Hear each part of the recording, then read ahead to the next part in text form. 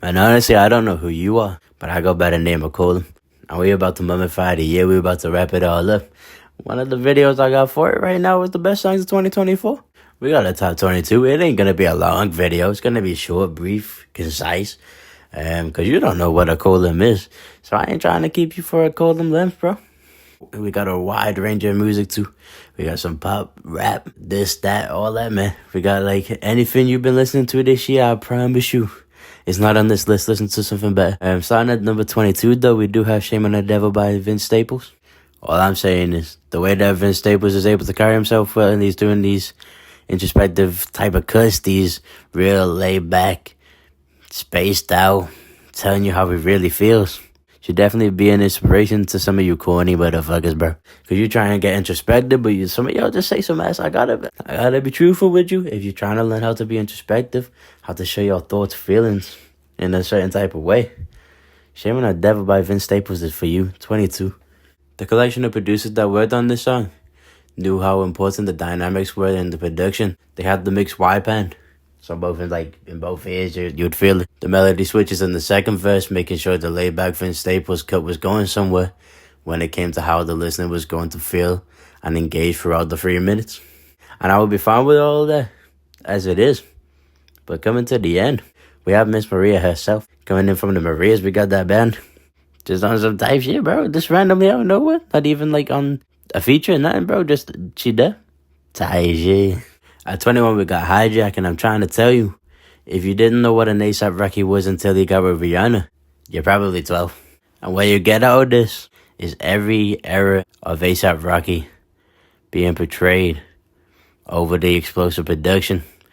Sometimes you got like that arrangement, like when them chords come in just on the piano, you'll see like it's very, very testing. 2018 A$AP Rocky. They bring in that alternative singer, bro. That is also 2018 Rocky, but it can date back to 2015 too. That alternative singer being Jessica Pratt, I apologize. All of the qualities I'm talking about make it interesting to see where A$AP Rocky is actually gonna go when he makes a smart move and drop Don't Be Dumb. At 20, we got Begging by Amaria, I don't know. So what I'm gonna say is, while Amaria's vocals can be slightly rough in the higher range, the collaboration between her and Morel the Gemini delivers seamless production. Its aesthetic, particularly the bass line, is very Erykah Badu. I have appreciated the qualities you can really get out of it since its release earlier this year. Close your eyes. Imagine a world in black and white, and the camera is showing the perspective of rough neighborhoods in a bird's eye view. In the back, you hear this elegant music being played as the soundtrack. Then, the camera takes a turn flying through the beaten down trap house, and now you're in the hands of merciless killers that sing love songs on Instagram Live. Sir Savage 21st. Although Red Room is a stereotypical 21 Savage song, it's done well and managed to keep the engagement from January to right now in December. The chorus is repetitive yet creative. I did enjoy the 21 Savage set at Wireless this year in London. I've already talked about this. Everybody that's seen the videos who wasn't actually there, the crowd that they shown was actually going crazy. And it was, I saw there was all the way at the front though, where I was dead. Like, bro, some of them just might as well have just gone home. I know 21 Savage ain't for you, man. You should have just gone home, because you was just killing my vibe, bro, when I was trying to get every single song out from my chest, bro. I was just trying to have my 21 Savage moment, and everybody was just fucking dead, bro. Dead.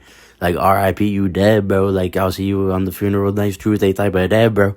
These motherfuckers dead, bro. Like, long live type of dead, bro. Like, gotta look for these dead, bro. You know what I mean? The people that was around me didn't even know a single song, which is insane. I feel like they was just there for J Hus. I know everybody gangster until Kali Uchis starts singing Espanol, bringing the feminine side of your bitch ass. Dame Bezo brings out the carnival feeling on some nighttime type shit. The song is so intentional, it's crazy. It doesn't seem forced. And then when we start drifting off from Dame Bezo, and everything gets more and more intense until you start thinking about that Disney movie, don't you? Causing you to do nothing but movete, which means move. I looked it on Google Translate. Eso! And it sounds like this that are necessary for artists that want to show off their culture from time to time. Because not only does it do that, but it opens listeners' minds to the different styles of this wonderful art form we call music. Alright, so at number 17, we got Boiled Peanuts by Doechii. though she delivered the chorus in a way that contradicts the lyrics. While the words say that she's stress-free, her tone tells us she's going crazy. Ah ha ha ha ha. But Doechii was able to take that Slick Rick Biz Markie kind of old school and show these TikTok rappers the foundation of hip-hop in a way that they would understand. Ah ha ha. It must have got to a point where even the record labels got tired of the bullshit, man.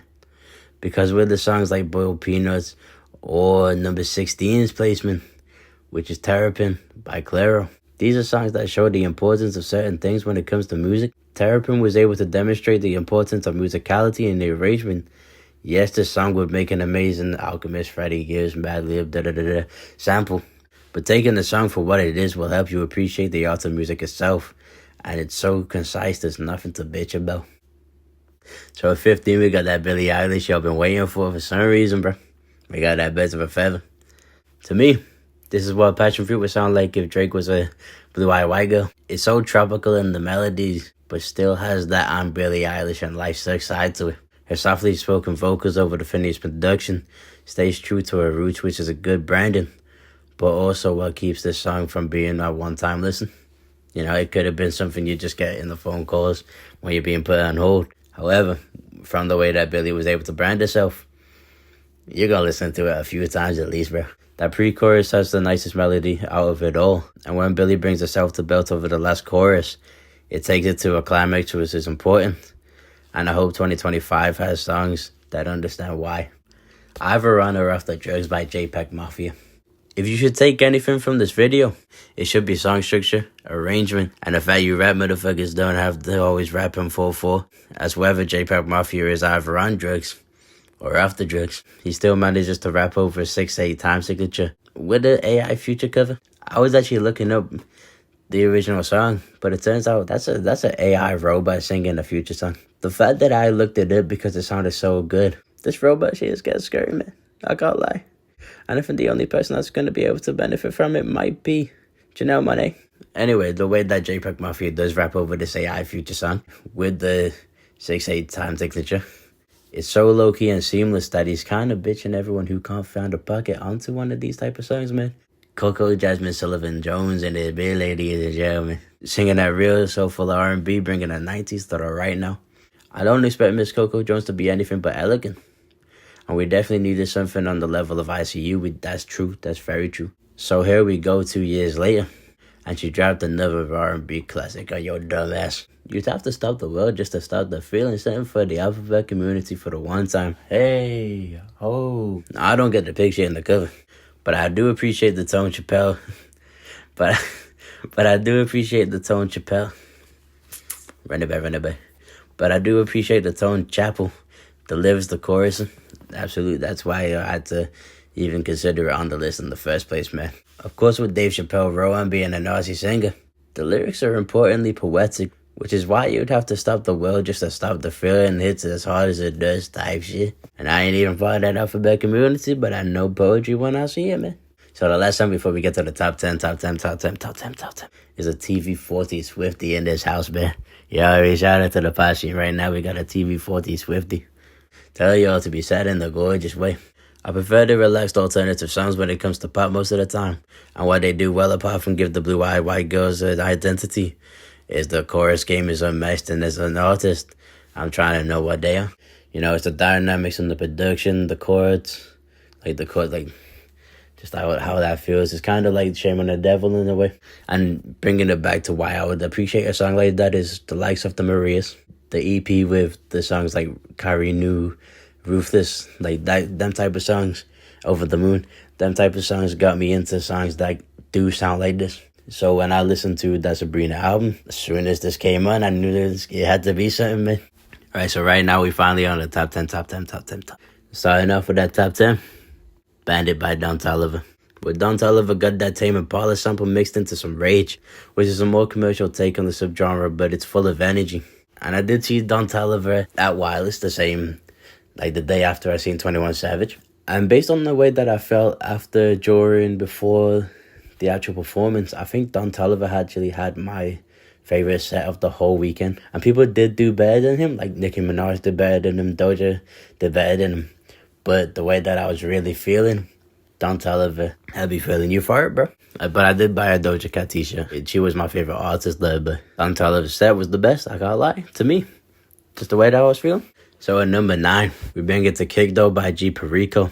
And this might actually be better than Hurricane. It could be recency biased, but when I compared the two this morning, Kick Though kinda hit harder. What's great about the rappers from LA, especially with G Perico, is no matter how simple the beat may be, the personality will always take it to the next level. I actually learned the chorus techniques that I use on my own songs through listening to G Perico, especially the song Hurricane. You know, where I'll say like the first rhyme, second rhyme, the phrase, and something to bounce back off of the phrase. And what that does is, not only does it make it very easy to be able to create a rap chorus, I kind of aim to have 3 choruses in one song. So by the third one, you will know what the chorus says. So as an artist, I do appreciate G Perico. A Kick Though is definitely fire, man. Definitely deserves top 9. Serious American singer-songwriter Tizo Touchdown was able to showcase his versatility in a concise and effective way. Of course, he gave us the memorable lines, pouring out third, but he also proved his vocal ability and his pimp in Braggadocio. Also, one of the artists that I was able to see live was the only one I went to the other stage for. Honestly, I did make the mistake of thinking that this was about his wife, which only means that the fact that it's really about his relationship with rap. Kendrick really has a great understanding on how to use personification. Because I was like, who is Gloria, bro? I know Whitney, I don't know Gloria. I hope Whitney knows about Gloria, bro. SZA's contributions are amazing. This is what they were trying to do on Control. None of them songs over there with Kendrick and SZA on Control actually still with me, unfortunately. But this time, yeah, it's still with me, bro. It's a great example of both artists. Obviously, Kendrick with his psychology and SZA with their melodies. At number 6, we got Commas by Ayra Starr. Afrobeat is such a gorgeous subgenre, it's hard to find a flaw. Ayra sings with so much emotion in certain sections, but Commas is not a love song. She's grateful for what God has blessed her with and uses it as a humble brag. Ayra is able to elevate each section with how she carries herself. She memorized, man. Top 5. Shy Kid by Babyface Ray. We're in a time in hip-hop where people portray themselves as nonchalant. Okay, you don't care. We get it. Shy Kid is a very good example of this. And if you see yourself wishing you were Dude Dennis and you want to rap in this way, Babyface Ray shows you how to carry yourself with suave brag and professional production. Also, I cannot lie, if you listen to my Project Suite, you can tell I've been listening to Babyface Ray. So number 4 before we get to top 3. We got Lithonia by Childish Gambino. Donald Glover has the capability to make the most soulful music regardless of his rap past. The level he pushes himself to over this explosion of instrumentation. It says, we're gonna need an arm growth surgery. He's out here still giving his songs as good as Redbone. Now, he did cancel the tour which I bought tickets for. I lied about the movie, so Cody LeRae does not actually exist. But nobody gives a fuck. Which brings us to number 3. Taiji. There's a certain level of innovation to the repetitive use of Taiji. Metro's production has an understanding that while the bells hit a certain way under the Future and eventually Playboy Carti, the atmospheric synth pad coming in with Travis Scott was very necessary. Otherwise, the song is too dragged out. So having all these things that come into play while having 3 legendary artists and what they bring to the table not only makes the song cool, but it lands itself in the top 3 of 2024. I don't know what's in your top 3, but I know Taiji is in mine. So number 2, we got the GOAT. We got Take Your Mask Off by Tyler, the Creator. When we talk about song structure or arrangements, there's no one else in rap, at least in the past decade or 2, that can come close to what Tyler's able to do. No glaze. You have 3 different verses of introspection for 3 different perspectives. The chorus has a vintage feel to it. And not only is this the best song on Chromacopia, top 2 in 2024, but it's also top 2 in Tyler's entire catalog, which means it has everything that Tyler's been working on for the last 15 years or so, but at its best. So now we're going to bring it to the number 1 spot, the one that you've been waiting desperately for the entire video. Let me bring it for you then. It just happens to be Burning by Tems. Because you see, the gracefulness of Tems is so enchanting you forget why you even liked the song in the first place. I had to run it back a few times to really understand what it was that I liked about the song itself rather than the artist. And what I got was it's because of how glossy the chords were, distinctively catchy the choruses, And now we see how it feels when Tems starts singing. You know, in the verses, you know, you can't really beat Tems like that. Once in a lifetime type of artist, worldwide type of thing. Coming from the continent of Africa, dominating the US and the UK. In it bit. Burning by Tems, #1 best song in 2024. So what that does is bring us to the end of the video. And I'm grateful if you're still here, bro. But I've been Colum. You've been whoever the hell you are. And I'm out. Like, comment, subscribe. Out.